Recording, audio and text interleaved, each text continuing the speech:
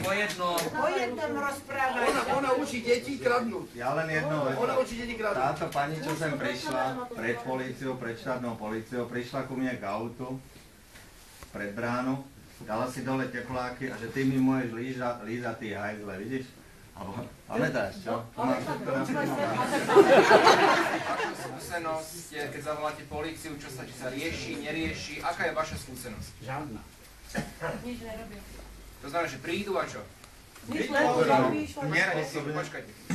Mne osobne povedia, že bohužiaľ, pán Dubrovský, toto je najhoršia rodina celého Záhoria, neprispôsobivá. Vy si musíte zvyknúť, že vám budú hovoriť tí hajzle, ošklivče, skapeš a podobne. Na to si zvyknite, že nemám si to všímať.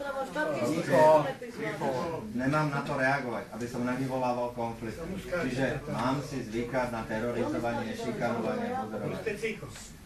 No, nemám kľud, takto vám poviem. Ráno sa zobudím, pozriem cez okno, najstarší pán Galba močí mi tam na kríky, na kvetiny, idem vedľa pozrieť, tam výkali robí tento človek o 7 ráno, som išiel s ním na políciu, vedľa a potom to takto hádže na dom.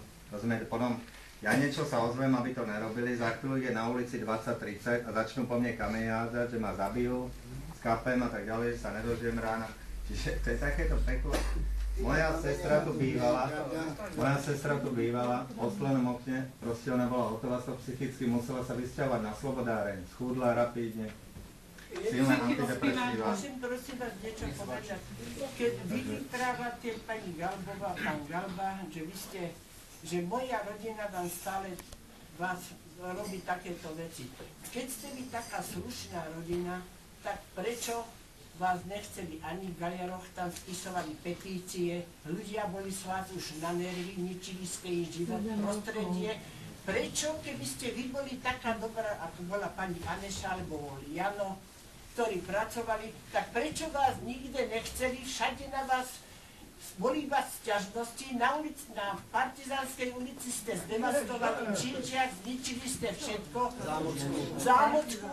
Pán primátor vám poskytol dom v Gajaroch.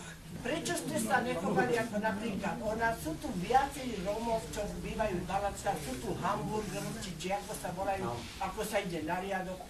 Pracujú, sú slušní ľudia, majú svoj dom, majú poriadok, nikto proti nim nemá, celá ulica nepočula, že tam títo ľudia bývajú. Na Stupavskej bývajú Polákovci.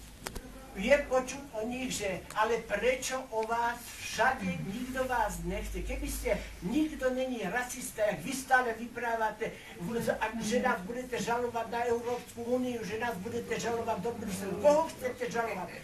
Žite ako slušní ľudia. Tak vás nikto nebude, bude pokoj. My, či ste bieli alebo čierni, keby ste slušne žili, ste tak ľudia máte, tak deti, ako ja mám deti, ale vy ste neprispôsobili. Vy 10 rokov ste ničili život na Partizánskej, 7 rokov ste ničili život ľuďom, ale každý má právo na pokojný život, či je mladý, alebo v starobe.